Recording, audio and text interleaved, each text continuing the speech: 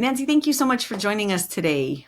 We are on the mission aligned video cast where, we're here to just talk about what does it mean to be a parent? What does it mean to be a performer? What does it mean to be a partner? And how does it work to wear all of these different hats, do it in alignment with our mission and our values? Sometimes it's really easy. Sometimes it's a little bit more difficult. And then how do we find those people and bring them into our village that help us be not always just better us, but more peaceful us, right? More authentic us. So I really want to thank you. You've been somebody that I've admired in the years that I've been able to know you, that I've been able to get to know your family. And so I really just want to say thank you for taking time today to have a conversation.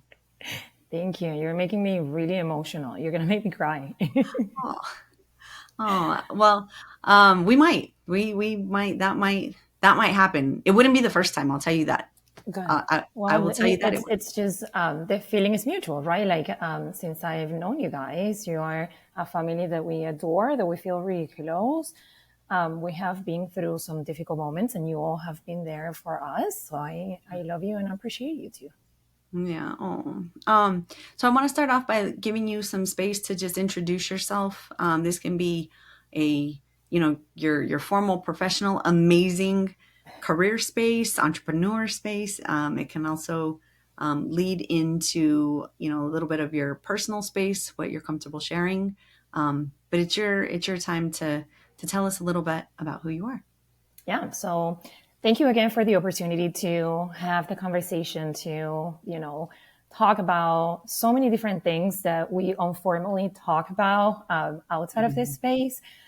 So thank you for the opportunity. My name is Nancy Servigna. I am originally from Venezuela. That's where you hear the accent coming from.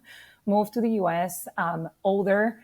I was 26 for grad school. And I moved with the intention of getting higher education and then probably going back to my country and continue my career there. I'm a chemical engineer. Mhm. And I came for the MBA, met my husband, who happens to be from Venezuela too. Very random. We met in Atlanta, and then we decided to stay. And we usually say culture calls. I think marriage is a very difficult endeavor, and having somebody that understands your culture, your background, I want to say that it's making it significantly easier, but it has helped with some of the challenges that you have, living with somebody else that comes from a different background.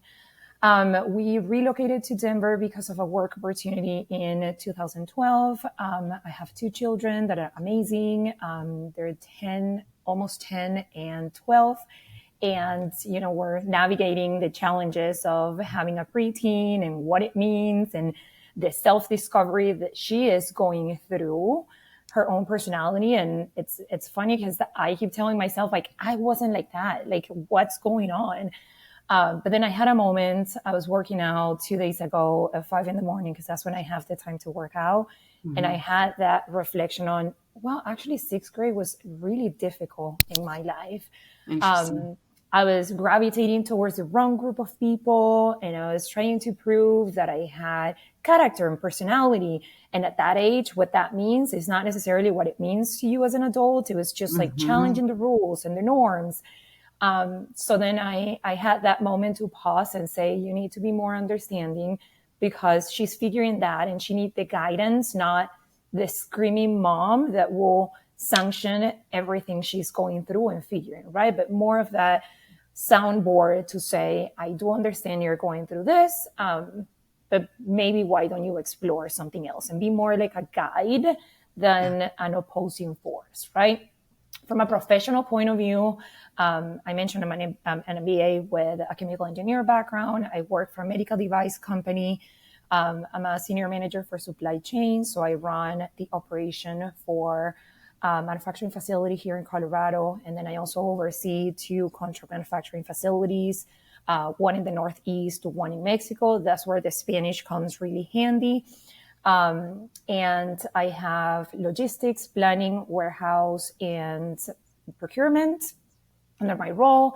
It's a really chaotic space just because we're launching a new business unit. So we are ramping production in all three fronts, figuring processes, training the team. So there's a lot of demands from that professional space. But I'm really excited. It's a great opportunity. I love what I'm doing. It's fun, and it is very fulfilling to see all the milestones that we are reaching and accomplishing as we move towards the deployment. And I'm also an entrepreneur, which I thought will be significantly easier. I know we had this conversation before and I didn't listen. You warned me in a really good way, like go for it, but brace yourself. And I'm like, I got this. It's been quite a learning, and it's been a learning not only professionally but also personally, right? Like, what are you comfortable doing? What are your boundaries? What, like, how much can you do? How much can you Mm-hmm. delegate? So I own a yoga studio. I'm also a yoga instructor. So I'm not only the owner, but I also teach twice a week, evening classes, because that's the availability that I have with the full-time job. But again, it's something that I do out of passion. We're changing people's life. And every time I get either a review online or in person from one of my students, one of the members of the community, then it lights my heart that we are accomplishing what we intended to do. Yeah.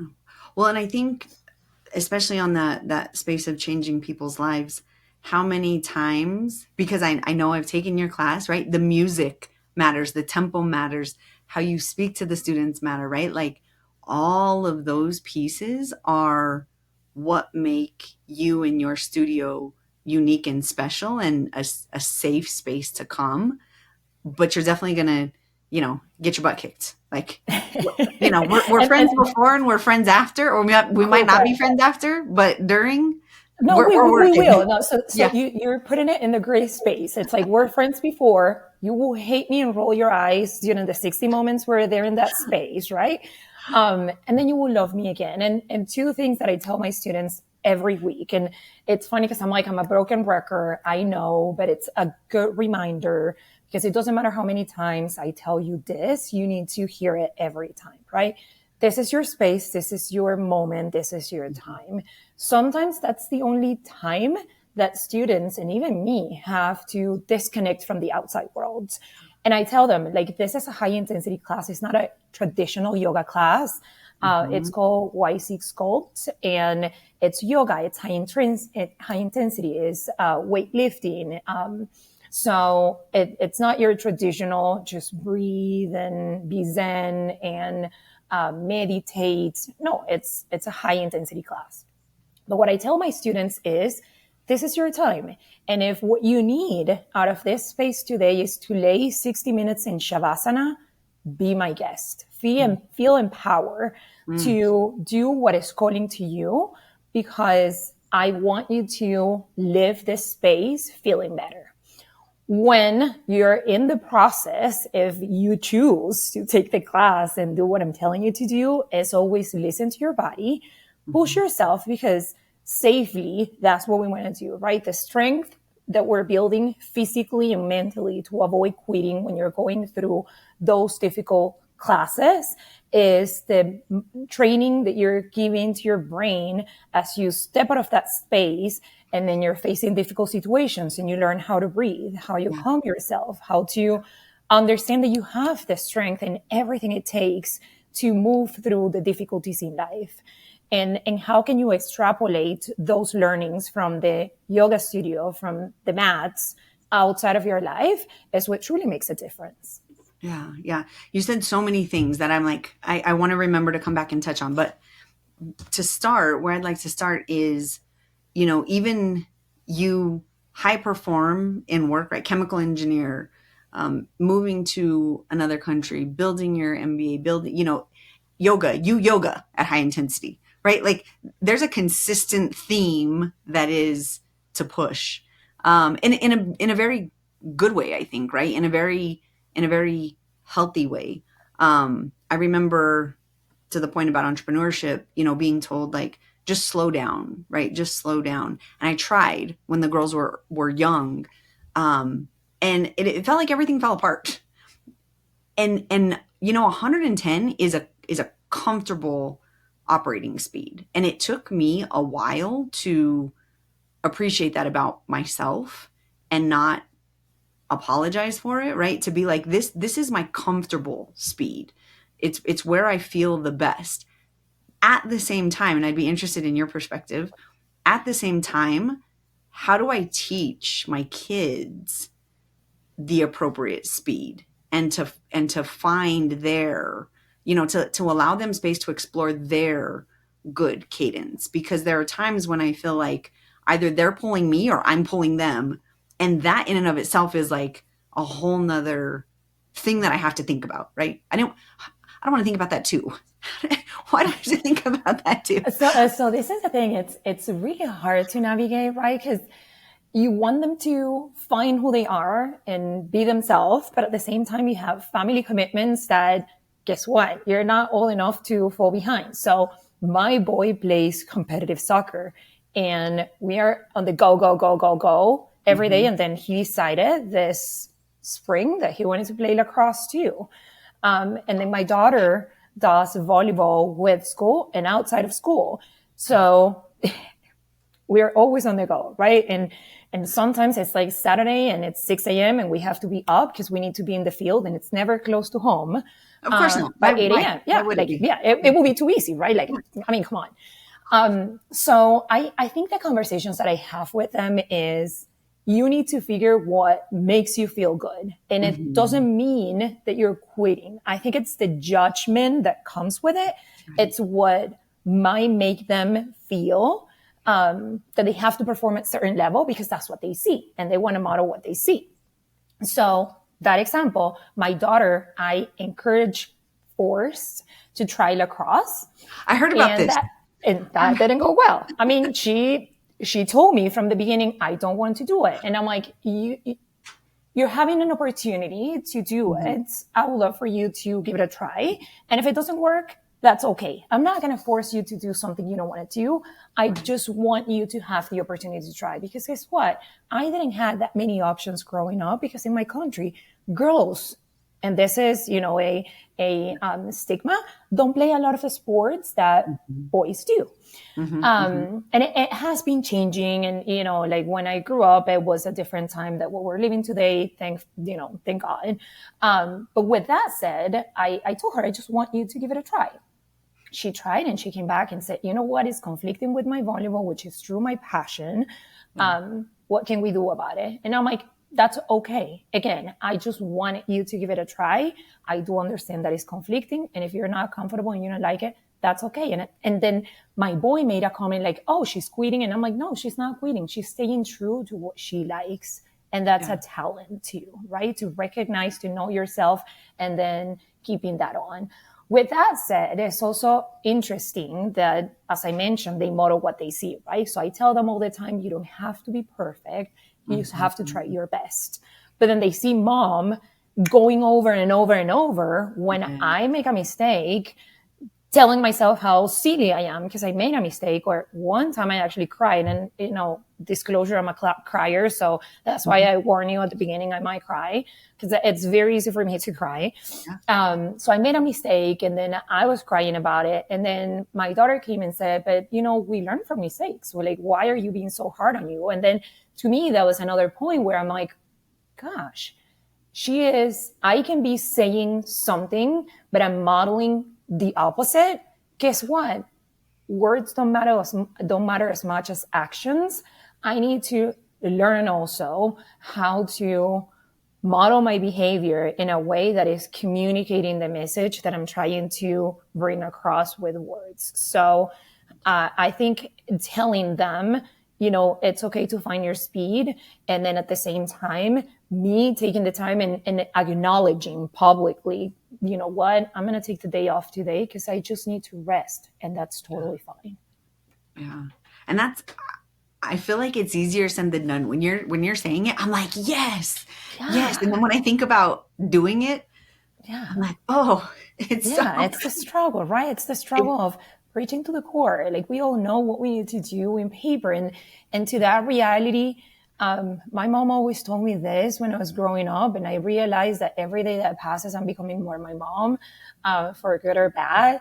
And it's like like kids don't come with a manual, and you don't know what you're gonna get, and you don't know how the environment will shape them. And because some of it, yes, comes in the genetic code, but a lot of it's shaped by experiences, by the environment, by who surrounds them, and how can you ensure that you're giving them the opportunity to, be imperfect with you, and that's okay. And learn as we go. And I tell them all the time, apologies, I'm doing my best. Like, I'm truly doing my best. Even if I fail miserably every day, I'm doing my best, because it doesn't matter how many aspects I have in my life, personally, professionally, my most important job is to raise good humans. That's my number one responsibility with Yeah. myself, with my parents, and with the world, is to leave good humans that are going to continue to move forward and not, destroy the world. Yeah.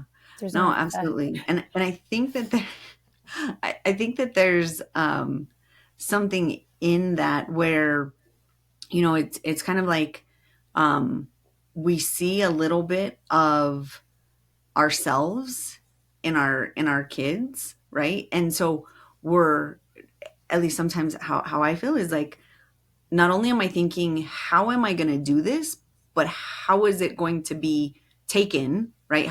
What is the modeling that I'm showing? And then is that, how do I feel about that? Or how do I explain it? Or how do I, so there's constantly this intentionality in feedback that we're working through. I was having a conversation with another mom this was a couple months ago now. And I was like, it's almost sometimes like we have to remind ourselves, I think I'll generalize that we have to remind ourselves for the most part, like we're hardwired to do well. Like we're just hardwired, right? We're not going to go several days without feeding them. If we do, they're like, hey, we gotta work on this. But we're naturally hardwired. So even when we forgot, even when we didn't read the parenting book, even when we didn't go to the parenting class, even when we, don't volunteer on the PTA intentionally, because there are so many other things going Because, on. well, you get pulled if you don't anyway. Even with all of these things, we're hardwired to do well by our kids. And sometimes we kind of just have to rely on that, right? Like, I'm not going to get it perfect, but they're going to be good. Like I got them, and Oh, and yeah, yeah. and sometimes you just have to go with that and kind of let go of that, I'll call it guilt of not doing the next, right? Especially as high performers, it's, how do I do the next thing? How do I do the next thing? How do I do the next thing? And sometimes you just have to say, yep, you know what? They're not going to take a music class this session because we're in sports every day, Yay. and it's going to be okay if they don't know how to play the violin, at least not right Yeah, now. Maybe we'll pick it up, in a semester. But I feel like there's something in that, just kind of constantly telling ourselves, and sometimes it feels authentic and sometimes it doesn't, but it's important to remember that we're hardwired to do right by them, you yeah, know? yeah. And I think that piece is, what comes to mind for me is the accountability. Mhm. They keep you accountable. They keep you accountable to be a good human. Not that you don't want to be, but even Yeah. sometimes when you have like those moments where you just want to send everybody to Bed. HELL, what like my kids will say. You're like, you know what? That's not the right thing, and they keep you Mhm. bringing the best version of you. So that accountability, I think, is huge. But then the other one is having those conversations to prioritize. Like, Yeah. we don't have family in town, so we can only do so much because our support system, the internal, the nucleus, right? It's not that big. It's only two parents with two children. And sometimes when my husband is traveling for work, I joke and say, can somebody figure and explain to me how can I be in three different places at the same time.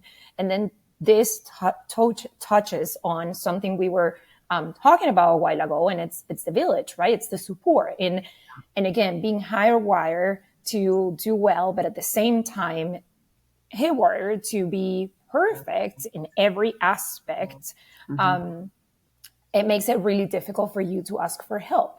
And that is something that I realized 2 years ago. I can't do it all. And if I want to be mildly successful in this venture of raising kids and doing the best, I have to rely on a support system that I have to build.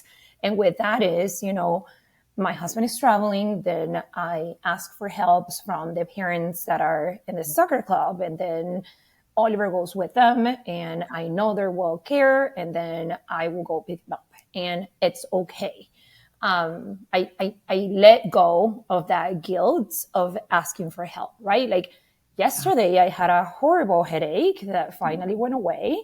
And my friend Jamie texted me and said, hey, I can pick up the girls and I can bring yours to your home. And I'm like, absolutely. And I live so close to the school that it's very easy for me to say, don't worry, I will go. But I'm like, you need to listen to your body. You're not feeling well. Let somebody else help you. And it's okay. Knowing that, in my heart, anytime you need any help, I'm going to be available for you, because I know that I can count on you too. So you're also building on that trust and reciprocating that, not because you expect it, right? Or anybody else would, but because it feels good when you're helping somebody else, because I've been in that situation where I need help so many times. So when somebody asks for help, I'm like, yes, I'll sign up and help you out. So, so I think, like being honest with yourself and tell yourself, like, you don't have to be perfect. You don't have to do it all. Asking for help is okay. Right. And taking the help when people is offering, right? Because I was in so many situations before where people will be like, do you need help? No. And I'm struggling. No, I got this. Because I was raised by a working mom, single parenting in a way, because my parents were divorced, that could do it all. And I felt that success was measured as being able to do it all by yourself. But that is not true, right? So having those realizations too, and learning that asking for help doesn't make you weak was a huge aha moment for me. Yeah. And a lot of the times the kids prefer it. They get so excited. Oh yeah. Oh, I get to go. Oh, I get to go with Nancy. I don't know how many times yesterday, because I did pick up the kids, but it was only you were first picking up. I was like, hey, Nancy, can you please help me in taking, one of mine? Absolutely. I got you. I don't know how disappointed, mine was when, well, Nancy's picking me up. I'm like, I'm going to be there. She doesn't. It's like, you better leave. I'm leaving with her. But I just had this conversation a couple of weeks ago with another mom. Her kids are a little bit younger, 5 and 8. And she said, how do you do it? Because school ends in the middle of the day, it feels like, and then they need to be at the next thing an hour later. How do you own a business? How do you, be a professional? How do you work in something that we love, right? Because there is something, I think, working parents, that you have to work, but there's also something, I really enjoy it. Like, I like my work. I want to be a professional, and I want to be a good mom. Like, I want to do both of these things because I enjoy both of them. And we were talking, I was like, you build your village, and you just get more comfortable knowing other families, and your kids' friends' parents become your friends. And those are the people that you really lean on to be able to do all of these things, because you're not meant to do it alone.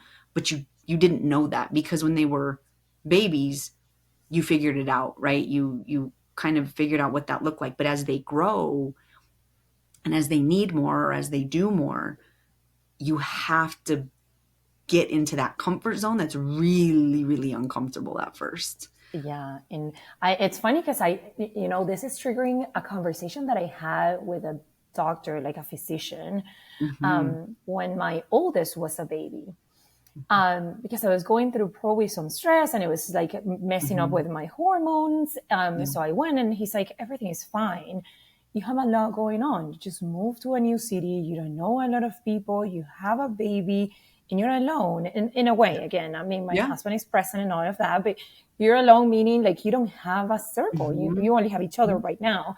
And he said, you probably don't realize this, but we were not meant to be raising children alone. Like back in the day, people will be living in villages and everybody will chime in and help, right? And I heard that and I was like, yeah, right. But I totally dismiss it until Yeah. they were older.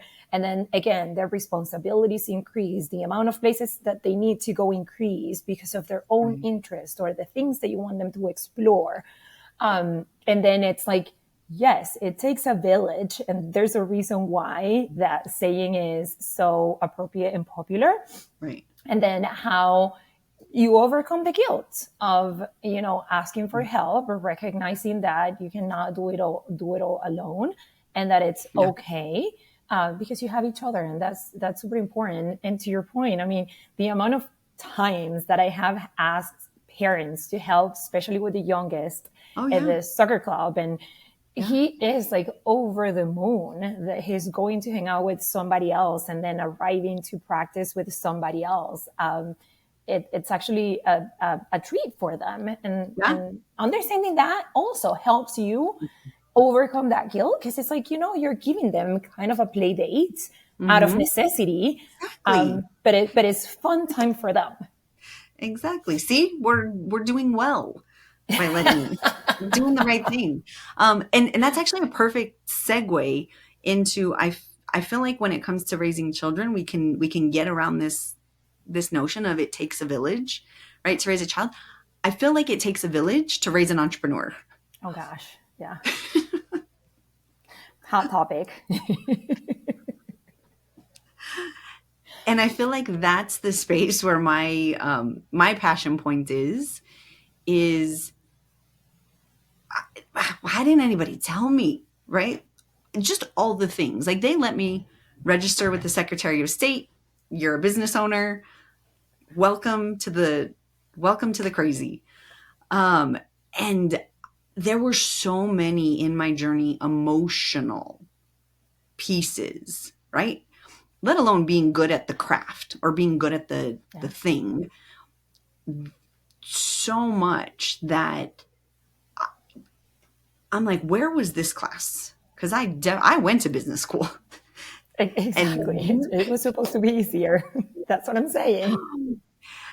I know. And so, what was your talk, if you wouldn't mind, just talking a little bit about kind of your journey into even considering entrepreneurship, and then taking the plunge, and where you've evolved in that journey. Yeah. So, you know, from the beginning, my husband and I have always been passionate about health and wellness and Yeah. moving your body, right? Like I was never an athlete. I'm not going to lie, like Hmm. ever. Like I was afraid of every single ball that will come up my way. So I was never good, but I wanted to be part of it because I love the collective. I love the team aspect of it, right? The social, the Yeah. community that sports bring into your life. So I was telling your friend at the volleyball game the other day that I was always bench and I didn't mind because it wasn't about me. It was about the team and I wanted what was best for the team. But because I was part of it, the win, it was also mine, even though I Yeah. didn't contribute. I mean, I will bring the water and the snacks and that's also part of what's needed in a That team. is And part of it. I will take it, right? But we were always passionate about, you know, being healthy just because of the benefits that it brings in your mind Yeah. and your body. Besides looking good or not, like the health benefits of moving. Yeah. And so when I decided to get the yoga certification, we said, why don't we open a yoga studio? At that point, Yoga 6 was starting to expand Hmm. in Colorado. And we said, this is probably the good opportunity to support the brand building in the Hmm. state, right? Because there's another brand that dominates the scene. But Yoga 6 is coming with a new approach, very community based. It's modern style. So it's also geared toward people that want to be active and that is looking for fitness, but at the same time, there's an offer for people that just want to slow down. So I felt that I catered to a wide variety of people that, again, me having the yoga knowledge and the knowledge of the philosophy and the benefits that it will bring in your physical body and in your mental clarity, we said, why don't we explore this? And then again, we both have MBAs, so it's like, very straightforward. You manage the balance sheet, you balance your income, outcome, in like, I got this. assets, No and problem. you have your balance sheet, and you're gonna be good. As long as you make more than what you spend, you're in the black. All fantastic, right? All perfect. And then COVID hit, and then the cost of building, increased 40%, and supply chain challenges were real. Oh my gosh. And Everywhere. hiring and staffing was a significant challenge, right? Mm-hmm, And mm-hmm. you start encountering all this issues and challenges that you didn't anticipate, because that's not taught in business school. That's part of real life, and you're learning on the go, right? Yes. And then some days you're like, who told me this was a good idea? Like, why did I do this, right? But then some of the days you're in the studio and you talk to the people that are members of the community. You talk to the people that are part of the community as instructors and staff, and then they tell you the impact that space had in their life. Mm-hmm. And you feel like, what, at the end of the day, I'm doing what I intended to do, which is change people's life. Do I love it every day? I'm going to be honest with you. No, I don't. Mm-hmm.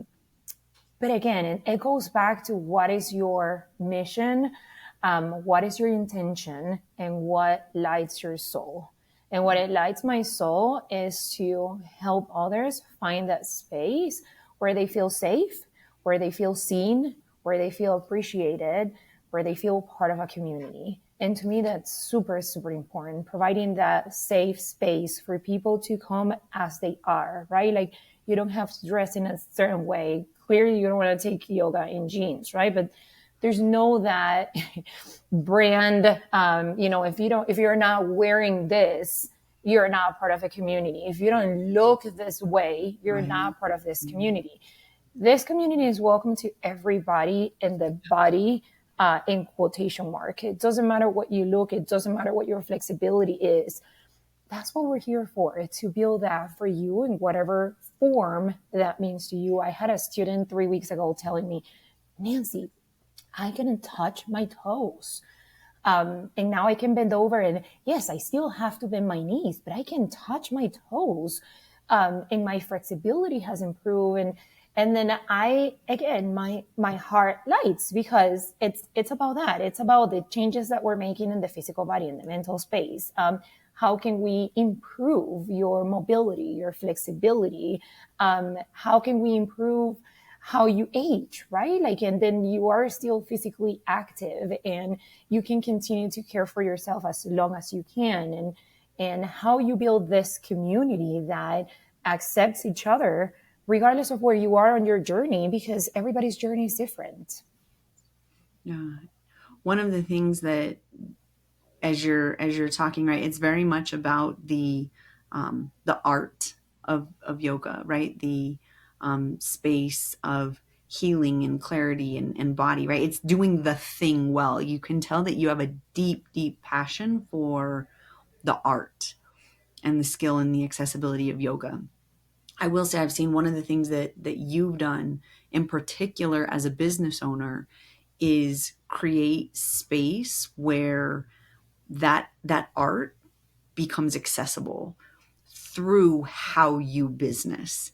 And I think that's one of the most challenging pieces. It's kind of this like love hate. Do I love being a business owner? Not all the time, right? Yeah. Because it's more than the balance sheet. But when I see what I can do as a business owner, when I get to decide these are the fundraisers that we're having, I don't need to ask anybody. I decide. You've held fundraisers for type 1. My daughter is type 1. It's deeply personal. And I've seen you open that up as not only come and heal, be healed, but also let's put dollars, let's put resources towards the causes that people I know and love care about. Even if you personally don't have connectivity in that community, the communities of your members, the communities of your friends now have access through you as a business owner to amplify those causes. And I've seen you do that as a business owner, and it's tremendously touching. It's inspirational, and thinking about how we business differently, right? How we business with purpose.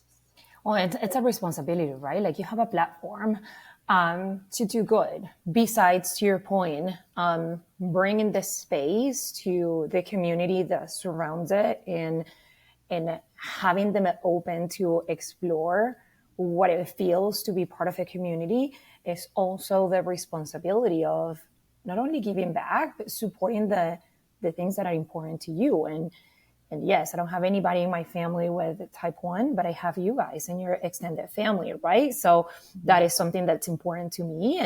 And if I can lend this space to spread awareness, because it's not only about the dollars, right? It's the awareness of so many misconceptions that are around type 1, and educate people on what it means, and the journey, even if it's at a really high level, so people can then go and do their homework.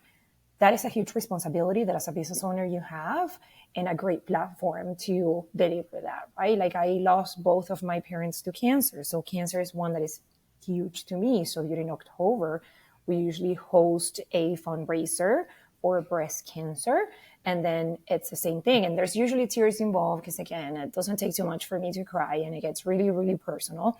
But it's even like allowing people to see that vulnerability. Like, yes, I don't cry pretty, so it's not a cute show to watch, but it's just showing people that you're human, that you're open, and that you care also makes a difference. And it's, again, it's the impact that you bring and the space that you operate, and how can you teach others how you can make a difference, not only as a business owner, but as a human in that community. And that's something that I take super seriously. Yeah, I've seen it, I've witnessed it, and I'm grateful to you for that. As we kind of, wrap up and come to the top of the hour, one of the things that I think is so important, and you touched on it, right, is building this village, as adults, as business owners, is building this village. And one of the questions that I always ask, because I'm curious, is, for me, the thing that I believe we need to normalize is exactly that mantra of building your village, right? Building your mission aligned village. It's not just grabbing people, kind of willy nilly, Randomly. but it's being purposeful, right? It's getting to know families. It's getting to know, how others move, and then saying, you know what, I could really use your support. I could really, think I could lend my support. But building that mission aligned village, I think is something that we need to talk about more, and normalize. In your journey, what is something that you see needs to be normalized, either in our community as Latinos, either in our community as parents, business owners, whatever that space is? What do we really need to be normalizing for each other to just be better humans? I think, in the entrepreneurial business space, I will say sharing the struggles, Yeah. because again, it's tied to, it has to be perfect, right? Like if I'm not doing great in my business, I'm failing. And we all go through many similar challenges, and being open and honest about, what, I'm struggling, and this is what I'm struggling with, and having those honest conversations. And it doesn't mean that you're failing as a whole, but Right. just one aspect that you have no idea, and using this intentionally built village to share ideas, and share the challenges, because I am positive that because we're part of the same community, the challenges that I face are not unique to me and my business, right? They're probably a common theme across. And how can you have those open and honest conversations to share those, right?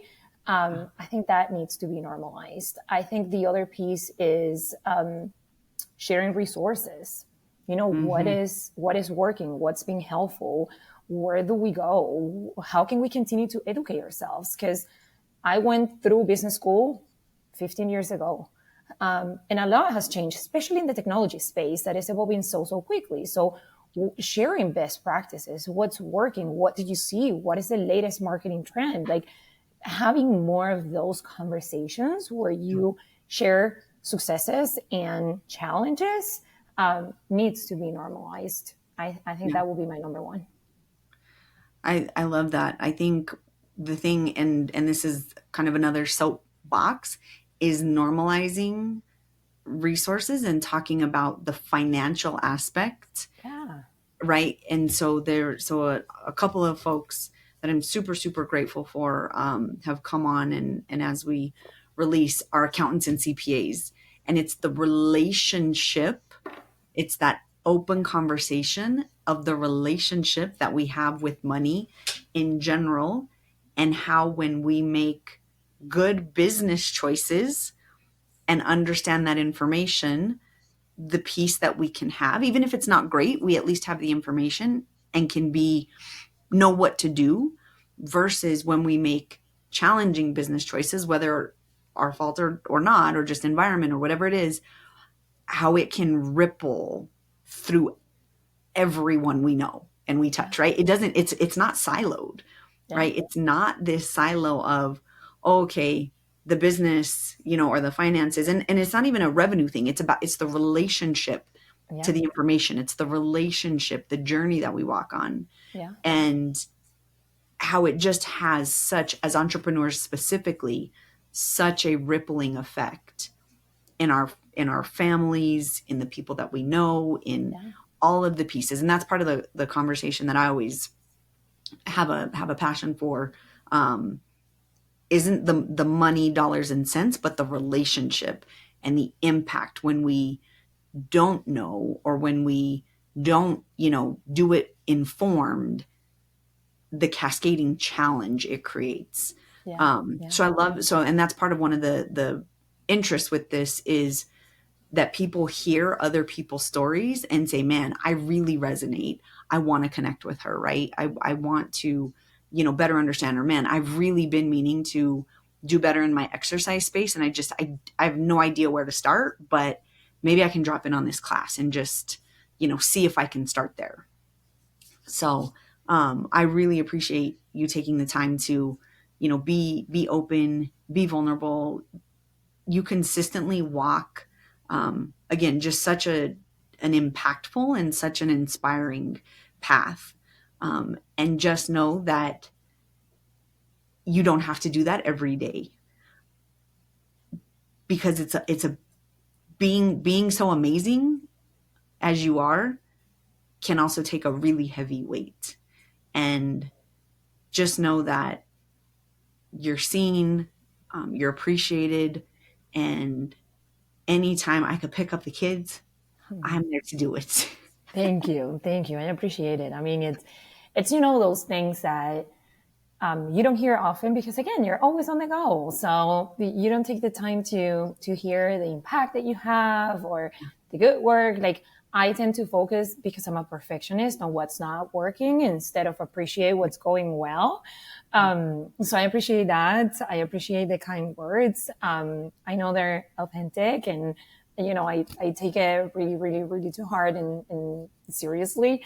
But yeah, I think it's a big responsibility and we are here to support each other and we need to be okay with that and continue to push through No, because we don't have an option. We I will we say have to do it good.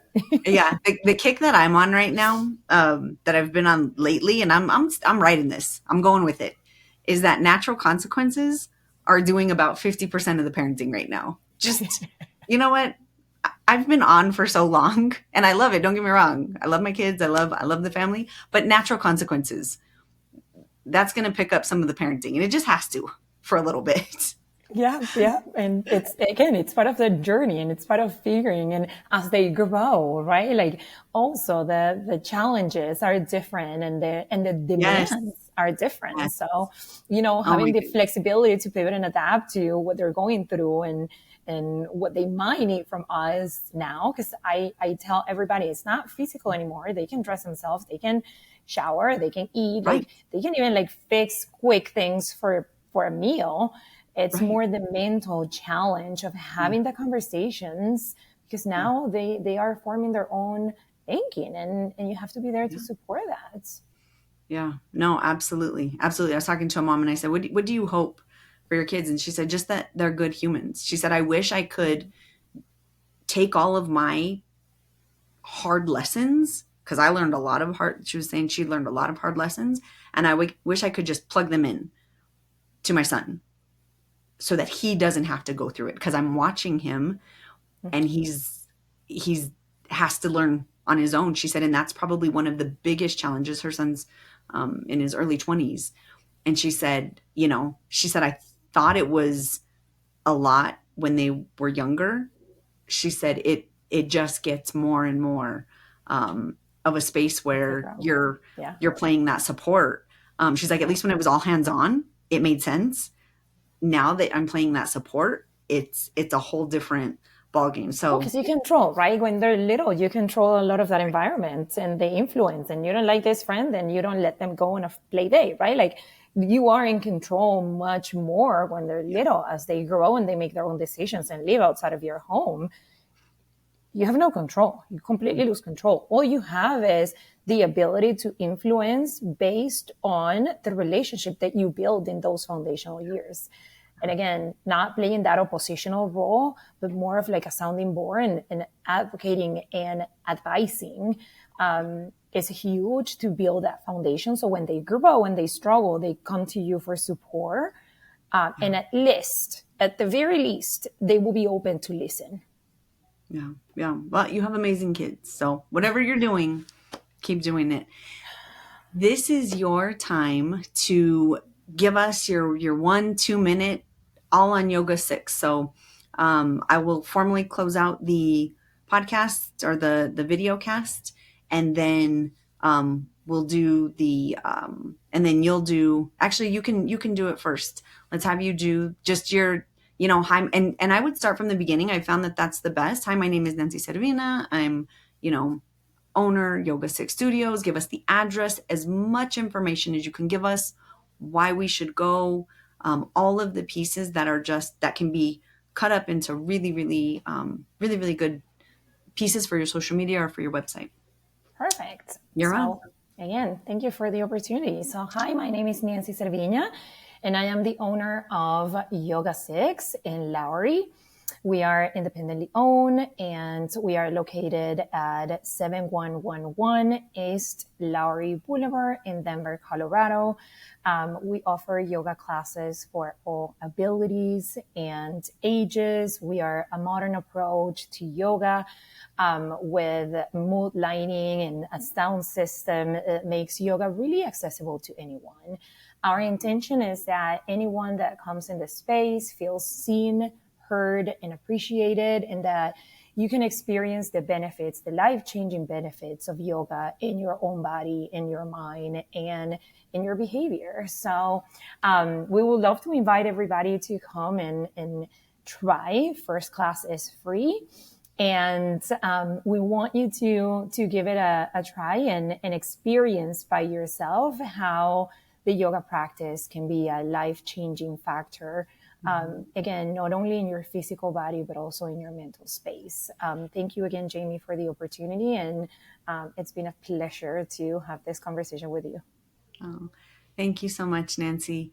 I hope you have a wonderful, wonderful afternoon. And again, just thank you for being open to sharing, because we can normalize this by sharing our stories, even though sometimes it feels tough in the beginning.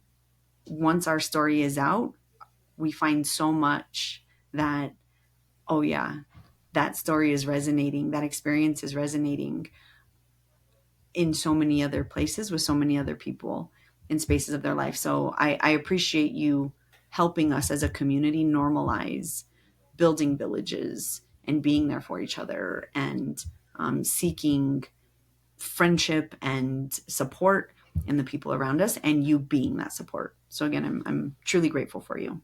Yeah, me too. Then the feeling is mutual, and thank you again. Thank you.